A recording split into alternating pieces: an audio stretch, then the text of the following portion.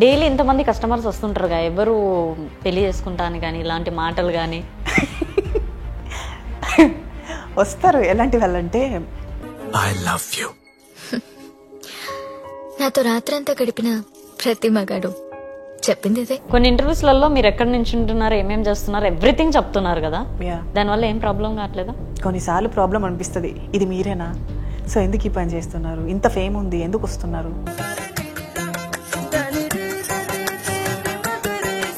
చూడు, లవ్ చేసినంత వరకు తన లవర్ అంట, లవ్ నుంచి బ్రేకప్ అయిపోయాక ఎలా అని వర్డ్ ఉంటుంది కదా, మంచిగా చెప్పలేమనుకో.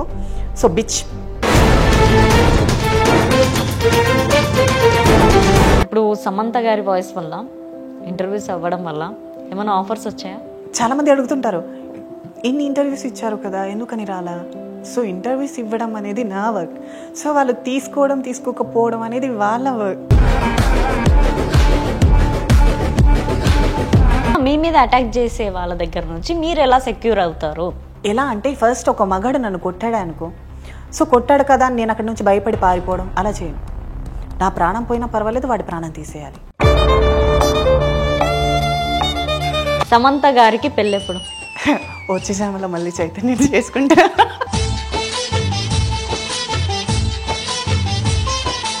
మీ గోల్ ఏంటి మరి? చాలా మంది రాజకీయ నాయకులు వచ్చారు, ఊరికి ఇది చేస్తాం అది చేస్తాం.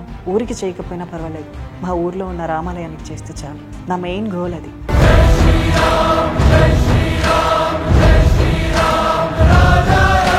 Welcome to KR TV. మనతో పాటు సమంత ట్రాన్స్ ఉన్నారు.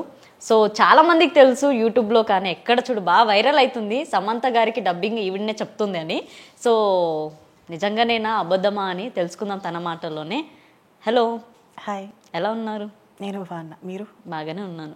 నిజంగానే బాగున్నారు. జోక్ లేదు, నిజంగానే బాగున్నారు. కానీ ఇంటర్వ్యూస్లలో, మీ ఇంటర్వ్యూస్లలో ఏంటి ట్రాన్స్ ఎవరా అని అడుగుతున్నారేంటి? మీ ఇంటర్వ్యూస్ ఎవరన్నా చేస్తే బలి అయిపోతున్నారేంటి? ఏమో, అది నాకు తెలీదు. ఇంతకీ ట్రాన్స్జెండర్ ఎవరబ్బా అని కామెంట్స్ చేస్తున్నారు. అంటే డామినేట్ చేయడానికేనా ఆ కట్టు బొట్టు ఇవన్నీ? నోనో, నాకు చీర కట్టుకొని పద్ధతిగా ఉండటం అంటే ఇష్టం, సో అందుకని కొంచెం పద్ధతిగా ఉంటా. ఎలా నడుస్తుంది ఇప్పుడు ట్రాన్స్ డబ్బింగ్ ఆర్టిస్ట్గా, ఒక ట్రాన్స్ ఉమెన్గా, ఒక ఆర్టిస్ట్గా, సమంత వాయిస్ ఎస్పెషల్గా అండ్ ఇదే బాగా ఫోకస్ అవుతుంది. బయట వెళ్తే కూడా మీకు తెలిసిందే అనుకుంటా, ఈ మధ్య కాలంలో బాగా వైరల్ అవ్వడం వల్ల ఎలా ఉంది రెస్పాన్స్?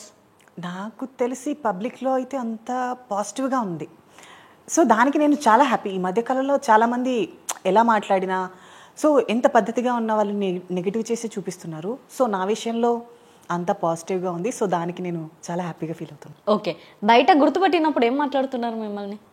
మీరు జూనియర్ సమంత గారు కదా, మీ వాయిస్ బాగుంటుంది, సో మీరు బాగుంటారు, కొంచెం పద్ధతిగా ఉంటారు అని.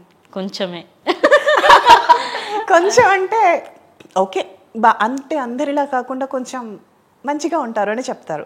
సో ఆ మంచితనం ఏంటో నాకు తెలీదు, బట్ జనాల మాటల్లో అయితే మంచిగా ఉంటారని విన్నా. ఓకే, సమంత గారి వాయిస్ యా, డబ్బింగ్ మీరు చేస్తున్నారా? నేను నా రీల్స్లో కూడా చాలా వరకు చెప్పాను. సో ఇది చిన్మయ్య గారి వాయిస్, నేను జస్ట్ డబ్ చెప్తున్నాను, అది నేను చెప్పలేదు అని. కొంతమంది అయితే సీతారామ మూవీకి మీరే డబ్బింగ్ చెప్పారా, ఏమయ్య చేసే మూవీకి మీరే డబ్బింగ్ చెప్పారా, సో వాటికి కూడా నేను పులి స్టాప్స్లే పెట్టాను. ఓకే, సో ఏం ఆన్సర్ ఇచ్చారు? ఫుల్ స్టాప్ అంతే, ఏం ఆన్సర్ ఇవ్వలే ఇంకా? నువ్వు జస్ట్ ఒక స్మైల్ స్టిక్కర్ పెట్టి వదిలేసా. ఓకే, మీ ఒరిజినల్ వాయిస్ ఇదేనా? యా, మేల్ వాయిస్ ఏమనొచ్చా? ట్రై చేయాలనుకుంటున్నాం, బట్ రావట్లేదు. అవునా? ముందు నుంచి పుట్టినప్పటి నుంచి ఇదే వాయిస్? చిన్నప్పటి నుంచి, నేను చదువుకున్న డేస్ నుంచి అలానే ఉండేది. అసలు చేంజ్ అవ్వాలి ఎప్పటిదాకా? మేబీ ఇప్పటి వరకు చేంజ్ అవ్వలే, ఫ్యూచర్లో చేంజ్ అయిపోతుందేమో అని భయం వేస్తుంది. ఓకే, సమంత గారి వాయిస్ అని మీరు ఎలా ఐడెంటిఫై చేసుకున్నారు? సో నేను కొన్నిసార్లు ఫ్రెండ్స్తో మాట్లాడేటప్పుడు నాకు చెప్పారు కొంతమంది ఫ్రెండ్స్, బట్ నాకు అప్పుడు మేబీ ఫ్లర్ట్ చేస్తున్నారేమో అనిపించింది. సో దాని తర్వాత ఏమయ్యా చేసేవే మూవీ చూసా, అది ఫస్ట్ టైం నేను చూడటం.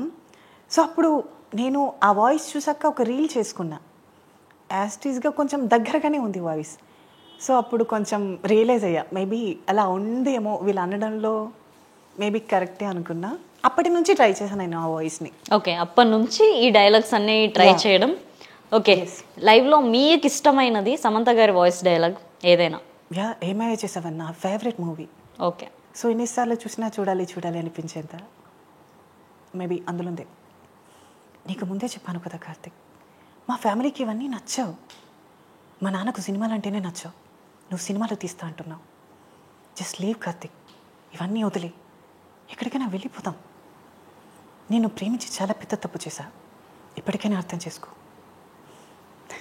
ఓకే, సో ఇంకా మాట్లాడరా? ఇంకా ఇంకా ఇంకా ఇంకా 2-3 చెప్పండి ఇట్లానే. ఓకే, ఫస్ట్ లవ్ అంత ఈజీగా పోదు, మర్చిపోవడం జరగదు. ఈ 3 yearsలో మర్చిపోయావనే అనుకున్నా, బట్ ఇప్పుడే అర్థమైంది నువ్వు నన్ను ఇంకా లవ్ చేస్తున్నావు అని. I'm so missing you Karthik, నేను చాలా మిస్ అయ్యాను. సీతారామం చెప్పేద్దామా? ఏమయ్యా రావయ్యా, మొన్న మన పక్కింటి ఆవిడ అడిగారు మన మొదటి పరిచయం ఎలా జరిగింది అని. నేను ఆవిడతో చెప్పాను, కురుక్షేత్రంలో రావణ సంహారం, యుద్ధపు వెలుగులో సీతా స్వయంవరం. అప్పుడు ఆవిడకి ఏదో అర్థమైనట్టు ఓ చిన్న నవ్వు నవ్వి వెళ్ళిపోయింది. ఆవిడ నవ్వుకి సమాధానం తమరు మాత్రమే చెప్పగలరు. ఏవయ్యా రావయ్యా, గదిలో చలి పెరుగుతోంది, కాశ్మీర్ నుండి నువ్వే పంపుతున్నావా? నిజమేంటంటే నాకు కూడా సమంత గారి వాయిస్ వచ్చు. నిజంగానే ట్రై చేయండి. ట్రై ఏంలే, వచ్చు. సరే మాట్లాడండి. అప్పుడు నేను ఫేమస్ అయిపోతే కష్టం కదా. పర్లేదు పర్లేదు పర్లేదు, వద్దులే, ఆల్రెడీ కామెంట్స్ చూసుకుంటున్నాను నేను. ఒక్కసారి నా కోసం ఆఫ్టర్ కెమెరా. సో ప్లీజ్ మా ఆడియన్స్ కోసం ఆఫ్టర్ కెమెరా ఎప్పుడు నేనే మాట్లాడాలా? ఇప్పుడు ఒక కేటగిరీలో ఒక పర్సన్ ఫేమస్ అయితే చాలు కదా, అందుకని. అయితే మీకు ఇష్టమైన మూవీస్ ఏమేమి ఉన్నాయి సమంత గారివి? నాకు ఏమై చేసావో ద బెస్ట్. సో దాని తర్వాత నేను సినిమాలు ఎక్కువగా చూడను. సో దాని తర్వాత శకుంతలం చూసా, ఓకే అది కూడా ఇష్టం. సో మిగతావి సమంతవి కొన్ని మూవీస్ చూసా, బట్ అంత పర్టికులర్గా ఏం గుర్తులేవు. ఓకే, మీ ఫేవరెట్ హీరోయిన్? సమంత గారు. ఓకే, అంటే ఈ మధ్య మిమ్మల్ని క్వశ్చన్ చేస్తున్నారు కదా, ఏంటి సమంత గారిది డివోర్స్ ఇవ్వడం వల్ల మీ ఒపీనియన్ ఏంటి అని మిమ్మల్ని అడుగుతున్నారు. పాపం మీరేం చెప్తారు, మీరేం చేస్తారు, నాకు అర్థం కావట్లేదు. నాకు ఇప్పటికీ అర్థం కాదు ఈ క్వశ్చన్ మళ్ళీ అడిగినందుకు. సో కొంతమంది చైతన్య గారు పెళ్లి చేసుకుంటున్నారు కదా, దానిపైన మీ ఒపీనియన్ ఏంటి? సో శోభిత గారు పెళ్లి చేసుకుంటున్నారు, దానిపైన మీ ఒపీనియన్ ఏంటి? సో మీరు ఇలా స్ట్రగుల్ అవుతున్నారు, దీనిపైన అదే సమంత ఇలా స్ట్రగుల్ అవుతుంది, దానిపైన మేము అసలు అవన్నీ నాకెలా తెలుస్తాయి? అది వాళ్ళ పర్సనల్ లైఫ్, అది నేను ఎలా చెప్పగలను? ఓకే, సో మా సమంత అంటే కొంచెం స్ట్రగుల్లో ఉంది కాబట్టి నేను బాధపడడానికంటే ఒక కారణం ఉంది. సో వాళ్ళ వ్యక్తిగత మాటల్ని తీసుకొచ్చి నన్ను వ్యక్తపరచమంటే ఎలా? సో చెప్పలేను కదా. మరి మీ లైఫ్లో లవ్ స్టోరీస్? లవ్ లేదు, గతంలో ఉండేది, ఇప్పుడైతే ఏమీ లేదు, ఏకాకిని. గతంలో ఏముంది? ఐ థింక్ పాస్ట్లో ఒక 2-3 years బ్యాక్ ఒక లవ్ స్టోరీ ఉంది, 365 పేజీల పుస్తకం ఉంది. సో దాని వెనక ఒక కథ ఉంది. 365 days అంటే ఒక డిక్షనరీ. మీ లవ్ స్టోరీ మీరు రాసుకున్నారు, మరి లవ్ చేశారా? ప్రేమించకుండా 365 పేజీలు ఎలా రాయగల? Opposite person. సో తను, అది నాకు తెలీదు, నాది ఒంటరి ప్రేమ కదా. సో నేను తనతో చెప్పాలి అనుకోలా. సో నా అంతటా నేనే ప్రేమించా, నా అంతటా నేనే ఇష్టపడ్డా, నా అంతటా నేనే కోరుకున్నా. సో తను నన్ను లవ్ చేయాలి, నన్ను ఇష్టపడాలి, నాతోనే ఉండాలి నేను ఎప్పుడు అనుకోలే. ఓకే, నిజానికి ప్రేమ వన్ సైడే బాగుంటుంది.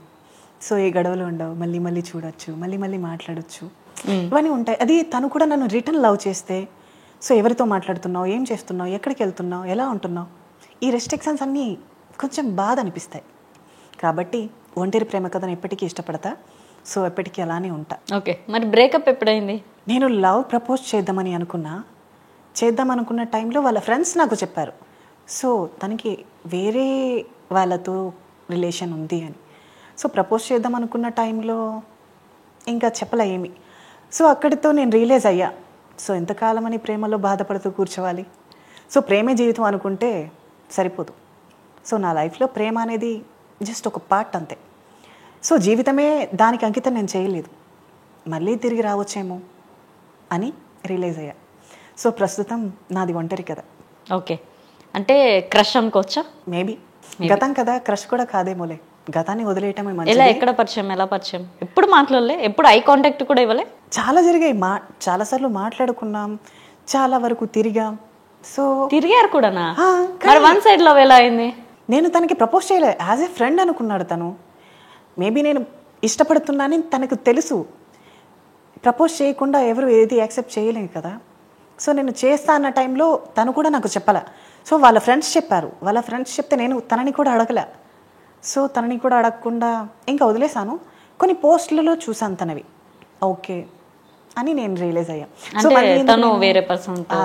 సో మళ్ళీ నేను ప్రపోజ్ చేసి తనని బాధ పెట్టడం, మళ్ళీ నేను బాధపడటం. ఒకవేళ తన నాపై బెస్ట్ ఒపీనియన్ ఉందనుకో, అబ్బా లవ్ చేసిందా, నేను మోసం చేశాను అన్నట్టు తను ఫీల్ అవ్వకూడదు. సో తను హ్యాపీగా ఉండాలి, నేను హ్యాపీగా ఉండాలి. కాబట్టి కొంచెం కష్టమైనా నేను భరించాలి అంతే. ఓకే, వదిలేసుకున్నారు అయితే మొత్తానికి. ఇప్పుడు కూడా లవింగ్ అయినా? ప్రేమ అనేది నిజానికి మొదటి ప్రేమ ఎప్పటికీ పోదంటారు, గుర్తుంటుంది కానీ జీవితంలో ఉండదు అంతే. మొదటి ప్రేమ, తర్వాత ప్రేమలు? తర్వాత ఏం లేవు, మొదటి ప్రేమతోనే ఆపేసా. ఇంకా ఎవరి మీద ప్రేమ పుట్టలే, ఇంకొకరి మీద ప్రేమ చావలే. ఓకే, నచ్చట్లే ఎవరు? కళ్ళకి నచ్చుతున్నారు, మనసుకు నచ్చట్లే. కళ్ళకి నచ్చడం అంటే? మనసుకు నచ్చడం అంటే? ఇప్పుడు చాలామంది, ఇప్పుడు నేను ఉన్నాను, ఎగ్జాంపుల్ మీరు ఉన్నారు, మన ఇద్దరం ఫ్రెండ్స్ అనుకో. సో బయటికి వెళ్ళేటప్పుడు నేను అంట, ఈ అబ్బాయి బాగున్నాడు కదా అంటే దాన్ని నా కళ్ళకి నచ్చడం, వీటితోనే జీవితంతో ఉండాలి అనుకోవడం మనసుకు నచ్చడం. సో నాకెవరు అలా మనసుకు నచ్చలే. మేబీ నచ్చే వ్యక్తి వస్తే చూడొచ్చు, ప్రస్తుతానికి ఎవరు లేరు.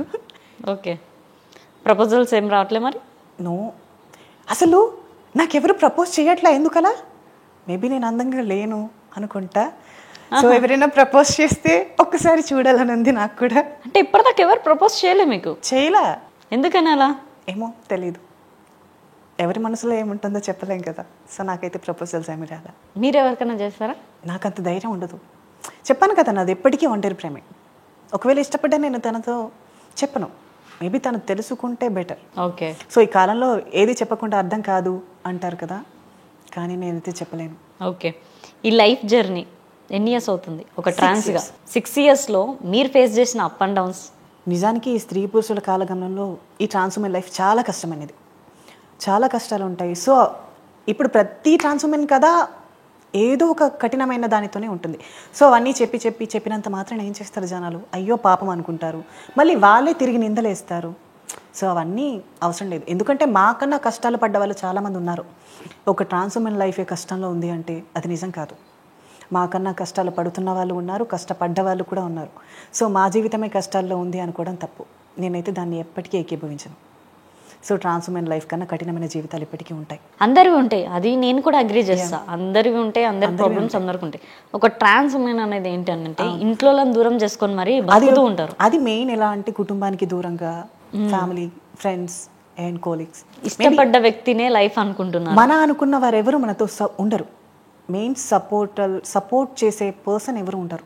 సో దానివల్ల కొంచెం బాధ ఉంటుంది తప్ప మిగతా అన్ని కష్టాలు కామనే. మెయిన్ బాధ ఏంటంటే కుటుంబం మనకి ఉండదు. సో ఒక అనాథలా బతకాలి. ఓకే, యాక్చువల్లీ మిమ్మల్ని సమంత ట్రాన్స్ వాయిస్ అది ఇది అని అంటున్నారు, కానీ అసలు మీ యాక్చువల్లీ పేరేంటి? నైనా. నైనా. సో నా పేరు నయని, జనాలందరూ సమంత, జూనియర్ సమంత పేరు. కొంతమంది అడుగుతుంటారు, ఈ పేరు మీరే పెట్టుకున్నారా, ఎవరైనా పెట్టారా? నా అందరికి నేను ఎందుకు పేరు పెట్టుకుంటాను? ఒకవేళ సమంత గారిని అయితే ఇష్టపడతా, బిగ్ ఫ్యాన్ని అనుకోవచ్చు. సో అదే పేరుని పెట్టుకోవాలని ఎలా అనుకుంటా? సో ఇది జనాలు పెట్టిన పేరు, నిజానికి నా పేరు నైని. అంటే ముందు నాని. నాని నుంచి నైని. నాని, నైని, ఇప్పుడు జూనియర్ సమంత. ఫ్యూచర్లో మళ్ళీ ఏ పేరు మారుస్తారో తెలీదు. అంటే మీరు చేంజ్ అవుతే పేర్లు మారుతాయి అంతే, మీరేం చేంజ్ అవుతారో తెలియదు కదా అలా. సో అలా ప్రజెంట్ రిలేషన్స్ కానీ, మిమ్మల్ని ఇష్టపడుతున్న వ్యక్తులు కానీ? నిజానికి నన్ను ఇష్టపడ్డ వాళ్ళు ఉంటే అది నా ఫ్రెండ్స్ అండ్ ఫ్యామిలీయే. చెప్పాను కదా ఇప్పుడే, నాకు అసలు ప్రపోజల్స్ ఎవరు చేయట్లే. అలాంటిది ఎవరు ఇష్టపడుతున్నారు? మేబీ ఇష్టపడినా నాతో చెప్తేనే కదా నాకు తెలిసేది. సో ఎవరు నాతో చెప్పలా. మేబీ చెప్తే అగ్రీ చేస్తానో లేదో తెలీదు, ఎవరో చెప్పలే. కాబట్టి లైఫ్ కొంచెం డల్గా ఉంది. మీ ఫ్రెండ్స్లోనే అంటే మన ఇంటర్వ్యూకి వచ్చినప్పుడు కూడా చెప్తుంటారు, మీ రూమ్ ఇలా ఉంటుంది, ఒక పిచ్చిదానిలాగా ఉంటుంది అని. సో ఎలా ఉంటారు మీరు ఇంట్లో? చాలా క్రేజీ. ఎలా అంటే యాంగ్రీ బర్డ్స్ ఉంటాయి కదా, సేమ్ అందరూ అదే Tom and Jerry type. So కొట్టుకోవడం, తిట్టుకోవడం, ఇక్కడ బట్టలు అక్కడ పడేయటం, వంట నువ్వు చేయంటే నువ్వు చేయి. నేను వంట చేస్తాను, చాలా బాగా వంట చేస్తా, కానీ గిన్నెలు తోమడానికి 3 రోజులు టైం పడుతుంది. అర్థమైందా? సో వంట తిన్న వాళ్ళు బతికుంటారో లేదో గ్యారంటీ కూడా లేదు, అయినా బాగుంటుంది. అరే నాది పక్కన పెట్టి నా ఫ్రెండ్ కాఫీ ఆర్ టీ పెడుతుంది. సో ఆ రోజు ఎవరైనా వేసేయాలనుకుంటే ఆ పని చేస్తుందేమో అని నా డౌట్ ఫస్ట్. మా నా రూమ్లో వంట చేసేది ఇద్దరు, ఒకటి నా ఫ్రెండ్ పూజ, ఇంకొకరు రాశి అని అమ్మాయి. సో పూజ వంట చేస్తే ఒకరోజు తినాలనిపిస్తుంది, ఇంకొక రోజు తినాలి అనిపించదు. సో మా రాశి వంట చేసింది అనుకో, ఈరోజు చంపేయాలనుకుంటుందో లేక తను చచ్చిపోవాలనుకుంటుందో తెలీదు. సో అలా ఉంటాయి. బట్ నేను వంట చేస్తే మాత్రం 3 days గ్యారంటీ గిన్నెలు తోమటానికి. సో వాళ్ళు ఆ 3 daysలో ఎన్ని తిట్లు తిట్టుకుంటారో తెలీదు, అవన్నీ సుప్రభాతాల్లో వింటూ ఉంటా. అంటే మంచి చేస్తారా చెయ్యరా అర్థం కావట్లేదు. అయ్యో నేను వంట చేస్తే 3 days పడుతుంది గిన్నెలు తోమడానికి అంటే అర్థం కాలా? గిన్నెలు ఎవరు తోమడానికి తినరు? 3 days పడుతుంది తోమటానికే. మాడగొట్టేస్తావా? ఇంత చక్కగా ఉన్నారు, మరి వంట కూడా చేయొచ్చు కదా. మేబీ నేర్చుకుంటా. అయినా ఎవరైనా ఒక పర్సన్ నువ్వంటే ఇష్టం, సో నీతో నేను జీవితాంతం ఉండాలి అనుకుంటే మేబీ తన కోసం ఇవన్నీ చేయాలి కదా, సో తప్పదు కదా అని నేర్చుకోవచ్చు. సో ఎవరు లవ్ చేయనప్పుడు ఏకాకి జీవితానికి అవన్నీ ఎందుకులే అని నేర్చుకోలేదు. అంతేలే. సో మనకంటే ఎవరైనా ఉంటేనే కదా బ్రతకాలి అనిపించేది, ఏదైనా చెయ్యాలి అనిపించేది. సో ఇప్పుడు నేను ఉంటున్నాను అంటే నా ఫ్యామిలీ నా ఫ్రెండ్స్. ఓకే, ఇంత పాజిటివ్గా ఉన్నారు, ఇంత మంచిగా ఉన్నారు, అంతా బాగానే ఉంది. కానీ మీ సరౌండింగ్స్లోనే చాలా స్టంట్లు జరుగుతుంటాయి, వాళ్ళల్లో క్రిటికల్గా ఉండే స్టేజెస్ ఉంటాయి. ఇంకా ఏమన్నా బ్యాడ్ ఎక్స్పీరియన్స్ ఏమన్నా ఉన్నాయా చెప్పడానికి? ఉన్నాయి. నైట్ టైం మేము ఇంతకుముందు ఇంటర్వ్యూలో కూడా చెప్పాను నేను. సో ప్రాస్టిట్యూషన్కి వెళ్ళేటప్పుడు అక్కడ కొన్ని స్ట్రగుల్స్, అబ్బాయిలు వచ్చి ఇలా కొంతమంది కొట్టి వెళ్తారు, డబ్బులు తీసుకుని వెళ్తారు, కొంతమంది ఫ్రీగా చేయమని చెప్పి మానభంగాలు చేయటం ఆడవాళ్ళకి కామన్ అనుకో. సో మా దగ్గర కొంచెం ఇంకా రఫ్గా ఉంటాయి, అవి చెప్పుకోలేనంత బాధ ఉంటుంది. సో అది చెప్పుకోలేక మాలో మేమే కుమిలిపోయి బాధ. ఎగ్జాక్ట్లీ ఎలా ఉంటుంది? ఆడవాళ్ళకి కామన్ అనుకోండి, సరే అది తెలిసింది, అందరూ తెలుసు. మీ దగ్గర ఒక మగాడు ఎలా ప్రవర్తిస్తాడు? ఏముంది, వస్తారు అసలు నిజానికి మంచి అబ్బాయిలు, సాఫ్ట్వేర్స్ కానీ హాస్టల్స్లో ఉండే అబ్బాయిలు కానీ, I think young boys, youth mainly. So drink చేసి వస్తారు కొంతమంది. వాళ్ళకి ముందే చెప్తాం డ్రింక్ చేస్తే ఇలాంటి ప్రాబ్లమ్స్ ఉంటాయి, సో త్వరగా మీకు అవ్వదు, సో దానివల్ల మేము స్ట్రగుల్ అవుతాం అని చెప్తాం. సో వాళ్ళు అది అర్థం చేసుకోకుండా మృగాల్లో బిహేవ్ చేయటం, రఫ్గా మాట్లాడటం, హాస్గా బిహేవ్ చేయటం చేస్తారు. సో అలాంటి టైంలో మాకు బాధ అనిపిస్తుంది. కొంతమంది అయితే కొడతారు, తిడతారు, దూరంగా రాళ్ళేసిరి వెళ్ళిపోతారు, బీరుబట్టలు పగలగొట్టి వెళ్ళిపోతారు. సో వీటన్నిటిని ఫేస్ చేస్తూనే ఉన్నాం. ఎప్పటి నుంచో ప్రతి ఒక్క ట్రాన్స్ఫర్మేషన్ ఫేస్ చేస్తూనే ఉంది. సో ఎందుకు చెప్పుకున్నా సరైన చట్టాలు లేవు కాబట్టి ఎవరు పట్టించుకోరు. చట్టాల వరకు కాదు, ఫస్ట్ పట్టించుకునే నాదులు లేరు. సో దానివల్ల ఎక్కడి వాళ్ళు అక్కడ నిశ్శబ్దం అయిపోతున్నారే తప్ప చెప్తే ప్రయోజనం అంటూ ఏమీ లేదు కదా. అందుకే ఇదంతా ఫేస్ చేసింది చూసింది, ఇప్పుడు అదంతా పక్కన పెడితే మీరేం చేస్తారు చెప్పండి? నేను ప్రాస్టిట్యూషన్ చెప్పాను కదా. అది చేస్తాను, నేను అది అడగట్లేదు. అది ఎవరు నార్మల్గా నేను అది అడగట్లే. అర్థమైంది. ఇప్పుడు మీ మీదనే ఒక అబ్బాయి అటాక్ చేస్తే మీరేం చేస్తారు? నేనైతే ఫస్ట్ చెప్తా.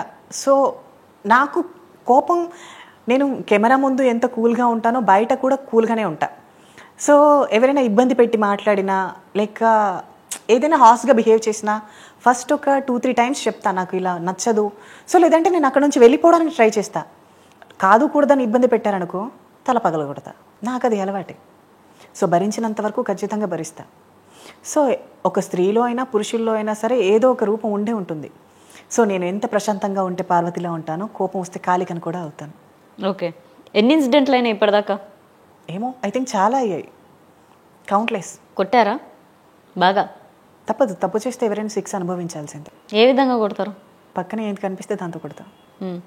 ఇంకా అలా అంతే. నిజాలు చెప్పండి. నిజంగానే ఇప్పుడు నేను చేసే వర్క్ ఉంటుంది, అక్కడ నాకు ఇబ్బంది కలిగించిన, సో ఇది నువ్వు చెయ్యాలి బలవంతంగా, నేను తను ఇచ్చే మనీకి తగ్గట్టు నేను చేస్తా, ఆర్ నాకు తగ్గట్టు నేను చేస్తాను, లేక తను సాటిస్ఫై అవ్వాలంటే నేను ఏదైనా చేస్తా. సో మరీ బరి తెగించి చెయ్యాలి, నువ్వు ఇదే చేయాలి అని పట్టుబట్టి చేయడం, బలవంతంగా చేయడం చేస్తే ఎవరికైనా కోపం వస్తుంది కదా.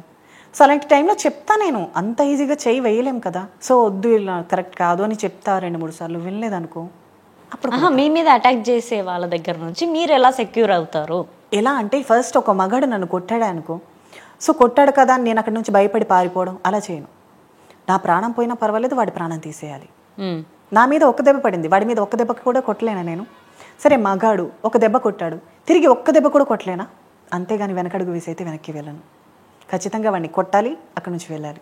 ఓకే. సో చూసే జనాలు ఇప్పటిదాకా సివియర్గా ఏదైనా కేసు ఉందా? అలా ఏం లేదు, బట్ కేసెస్ అయితే ఏం లేదు, కానీ కొట్టాను చాలా మందిని.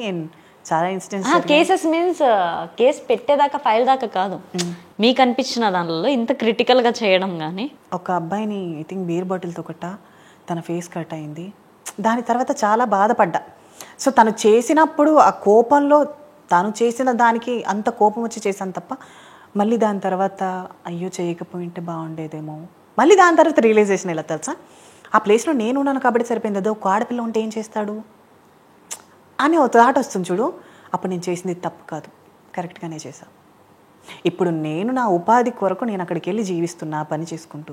సో తనకి చెప్పినంతసేపు చెప్పి నా మాట వినకుండా తను అదే విధంగా మృగంలో బిహేవ్ చేస్తే నేను ఎవరితో చెప్పుకోవాలి నా గోడిని అక్కడ? తిరిగి నేను తిరగబడితేనే కదా నేను అంటూ అక్కడ బ్రతికేది. సో తిరగబడ్డా. సో అలా చాలా గాయాలయ్యాయి తనకి. ఐ థింక్ 20 స్టిచెస్ ఎంతో పడ్డట్టున్నాయి ఫేస్ మీద మాత్రమే. ఫేస్ మీద కొట్టారా బీర్ బాటిల్తో? యా.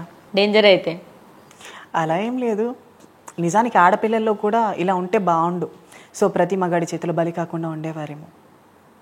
సో వాళ్ళు వెనకడికి వేస్తున్నారు మెయిన్లీ. ఎలా ఉండాలి అంటారు? ఒక ఆడపిల్ల ఎంత పద్ధతిగా ఉంటుందో అంతే బరి తెగించేలా కూడా ఉండాలి. బరి తెగించడం అంటే ఊరి మీద పడి తిరగటం అలా కాదు. సో మనకంటూ ఆపద వచ్చినప్పుడు మనల్ని మనం ఎలా రక్షించుకోవాలి, సో మన ఆత్మరక్షణ కోసం మనం ఏం చేయాలి, అది మనసులో పెట్టుకొని వాళ్ళు ఎదురు తిరిగే సత్తా వాళ్ళకు ఉంటే బాగుండు అనేది నా ఒపీనియన్. సో ఫస్ట్ ఆడపిల్లల ఆలోచన ఎలా సున్నితంగా ఉంటుంది కదా, అది మార్చుకోవాలి ఈ కాలంలో. సో సీతలా కాదు కాలికలా ఉండాలి అనేది నా ఒపీనియన్. ఖచ్చితంగా ఉండాలి నిజంగానే. సో ఆడపిల్లలు ఇప్పటి ఎలా మారుతారు ఏంటో తెలియదు. ఈ మధ్య పైగా ఇన్స్టాలో చూస్తున్న ప్రతి మగాడి మాట ఆడపిల్లలు ఎంత నీచంగా మాట్లాడుతున్నారంటే అసలు ఒక ట్రాన్స్ ఉమెన్ నేనే వినలేకపోతున్నా మాటల్ని. ఒకడు ఒక ఫీస్ని పట్టుకుంటాడు, నా లవర్ నాతో ఉన్నప్పుడు ఇలా, నాతో వెళ్ళిపోయాక అలా. అసలు ఏంటి తను స్త్రీగా చూడు, లవ్ చేసినంత వరకు తన లవర్ అంట, లవ్ నుంచి బ్రేకప్ అయిపోయాక ఎలా అనే వర్డ్ ఉంటుంది కదా, పచ్చిగా చెప్పలేమనుకో. సో బిచ్, ఒక వర్డ్లో చెప్పాలంటే బిచ్. ఎన్ని మాటలు. ఏం ప్రేమించినప్పుడు తనకు లవర్ అని గుర్తున్నప్పుడు నిజానికి ప్రేమ అనేది మనతో ఉన్నా లేకపోయినా అలానే ఉండాలి. ఇప్పుడు నా పాస్ట్ ఉంది, సో తను నన్ను లవ్ చేయాలా, నేను మాత్రమే లవ్ చేశా, సో తను నా నుండి దూరం అయిపోయాడు, ఇప్పటివరకు ఏమైనా అన్నామా? సో ఒక ఆడపిల్ల ఉంది, ఆడపిల్ల మోసపోయిన తర్వాత ఒక అబ్బాయిని ఏమైనా అంటుందా? నూటికొకటికి ఎవరో మాట్లాడతారు. సో ఏ ఆడపిల్ల అయినా నువ్వు అలాంటి వాడివి ఇలాంటి వాడివి అని చెప్తుందా? కానీ అబ్బాయిలు ఒకటే సోషల్ మీడియాలో ముందుకు రావటం, ఆడపిల్ల ఎలాంటిది, ఆడపిల్ల అలాంటిది, నిన్ను కన్న తల్లి కూడా ఆడదేగా. సో అవి గుర్తు రావట్లేదు ఈ మగాళ్ళకు. సో ఇవన్నీ విని విని నాకు చాలా అసహ్యం వేస్తుంది. మగాళ్ళని చూస్తే కొన్నిసార్లు నచ్చదు. నిజంగానే. మీ లైఫ్లో ఫన్నీ థింగ్స్ అంటే మీరు రెగ్యులర్గా చేస్తూ ఉంటారు, ఇప్పటికీ బాగా మెమొరీస్ అంటే మీరు డిక్షనరీ రాస్తూ ఉంటారు కదా, సో వాటిలో కొన్ని. సో నేను పుస్తకాల పురుగుడే. మీకు తెలుసా, నేను గజనీ టైప్.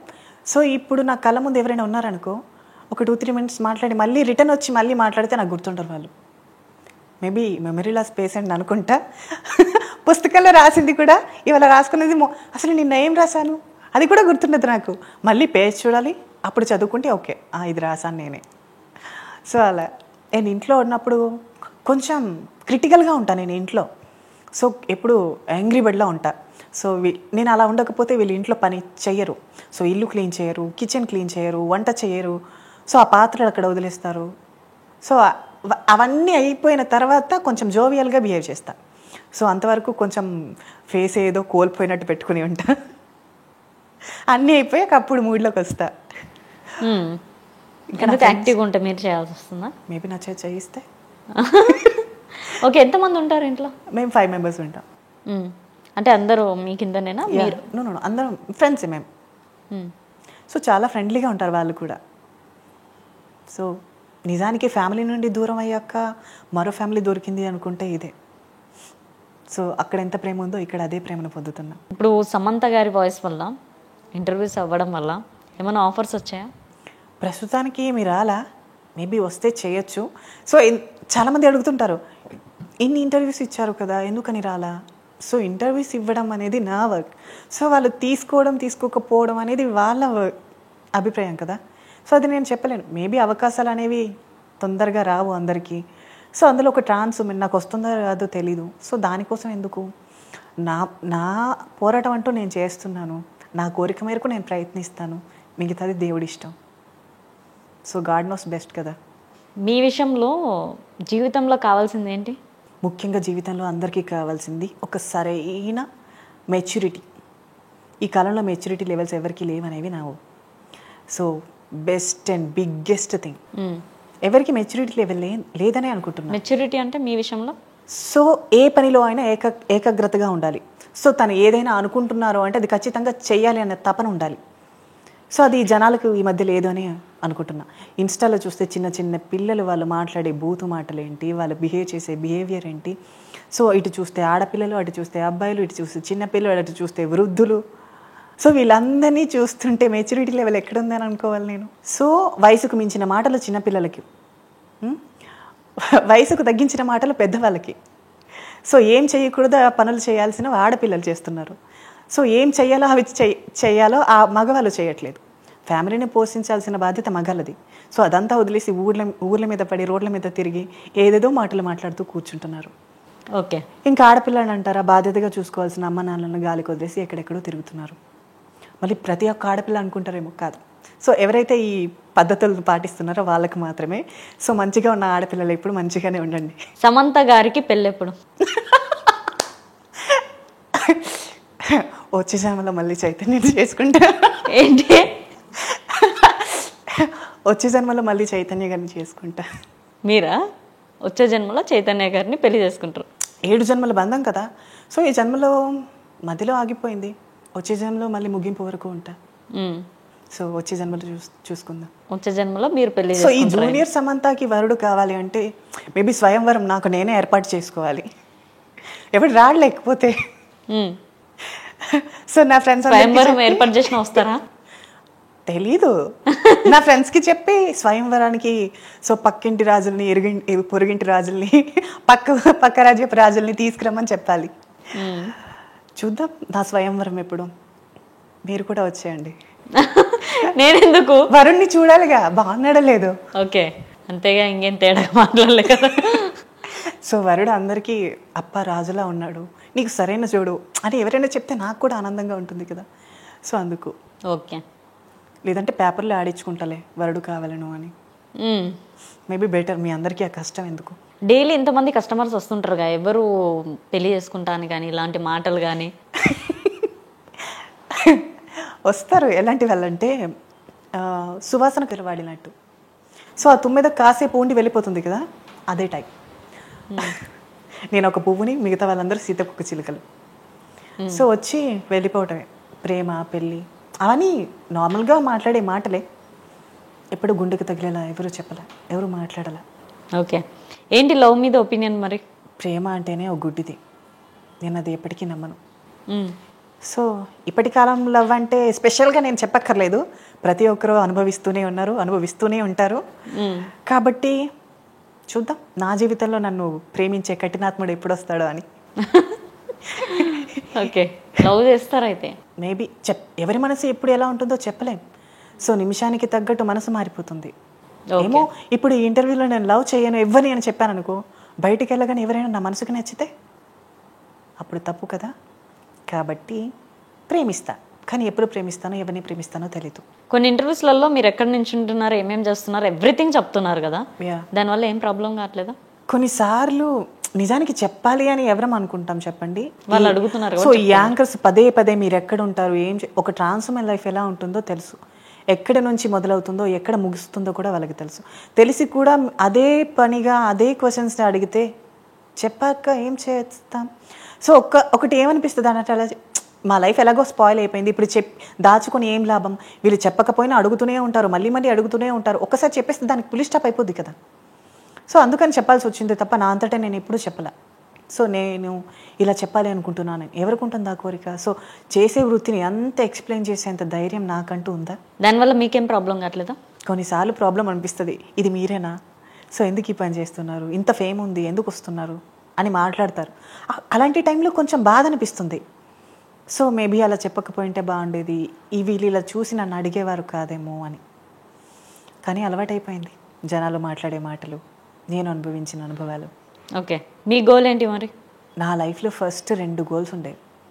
ఫస్ట్ గోల్ ఏంటి, ఇండస్ట్రీలోకి రావాలి, ఏదో ఒక దాంట్లో సెట్ అవ్వాలి ఫస్ట్. సెకండ్ గోల్, నేను ఒక చిన్న పల్లెటూరులో పుట్టా, గుమ్మలక్ష్మీపురం జేకలిగొట్టు విలేజ్, గుమ్మలక్ష్మీపురం మండలం జేకలిగొట్టు గ్రామం. సో అక్కడ ఒక రామాలయం ఉంటుంది. రామాలయం ఎంత చిన్నది అంటే వాష్రూమ్ అంతా ఉంటుంది. ఒక మనిషి గర్భగుడిలోకి వెళ్తే ఇంకొక మనిషి వెళ్ళలేరు, అంత చిన్నదిగా ఉంటుంది. సో నేను ఈ ట్రాన్స్ కమ్యూనిటీలోకి వచ్చి లైఫ్ లీడ్ చేశాక ఆ గుడిని నా ఇన్వెస్ట్మెంట్తో నేనే కట్టుకోవాలి అనుకున్నా. బట్ అంత స్టేజ్ కానీ స్థాయి కానీ నాకు కాలేదు. అండ్ ఈ మధ్య చాలా ఇంటర్వ్యూస్ ఇచ్చాను, దానివల్ల కొంచెం ఫేమ్ వచ్చింది. సో పైగా ఈ మధ్య సనాతన ధర్మం కోసం పవన్ కళ్యాణ్ గారు పోరాడుతున్నారు, చాలామంది మాట్లాడుతున్నారు. సో కనీసం వీళ్ళ వల్ల నేను ఇచ్చే ఇంటర్వ్యూస్ వల్ల ఆ గుడి కోసం నేను మాట్లాడితే ఎవరైనా చూసి హెల్ప్ చేస్తారేమో అన్న థాట్తో నేను అనుకున్నా. ఫస్ట్లో అసలు ఇలా ఉండేది కాదు, గుడిని నేను కట్టాలి, లేదా నా కారణంగా ఎవరైనా కట్టించాలి, నా కారణంగా కట్టించబడాలి. సో అవి నేను జరగలేదు కాబట్టి ఇంటర్వ్యూస్ తరపున అయినా నేను ఈ మీడియాకి తెలియజేయాలి, ప్రజలకు తెలిసేలా చేయాలి అనేది నా గోల్. సో నా ఫ్యూచర్లో ఇండస్ట్రీలోకి వస్తానో లేదో పక్కన, ఎందుకంటే అది నా చేతిలో ఉంది అండ్ పైవాడి చేతిలో ఉంది.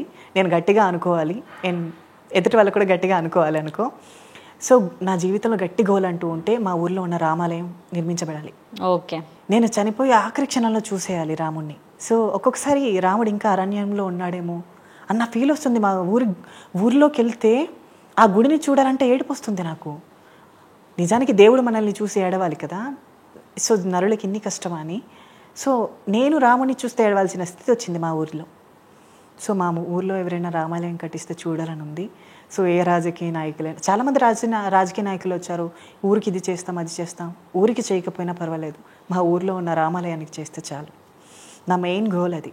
మేబీ ఇంటర్వ్యూ చూసాక ఎవరైనా హెల్ప్ చేస్తే బాగుంటుంది. చూసేవాళ్ళు తప్పకుండా హెల్ప్ చేస్తారు, ఎందుకంటే వర్డ్స్ అంటే ట్రాన్స్గా కాకముందే గుడి గురించి అనుకున్నారా? ఖచ్చితంగా ట్రాన్స్గా కాకముందే అనుకున్నా నేను. ఇప్పటికీ ఆ కోరిక తీరలా. మేబీ నా రాముడికి రాసిపెట్టి లేదేమో మా ఊర్లో, ఇంకా ఆ చీకటిగా ప్రయత్నించాలి ఖచ్చితంగా, ఇంకా లాస్ట్ బ్రీత్ వరకు ఖచ్చితంగా. Okay, thank you. సో చూసారుగా ఇంటర్వ్యూ. నెక్స్ట్ ఇంటర్వ్యూతో మేముంతా. సైనింగ్ ఆఫ్, కీర్తి.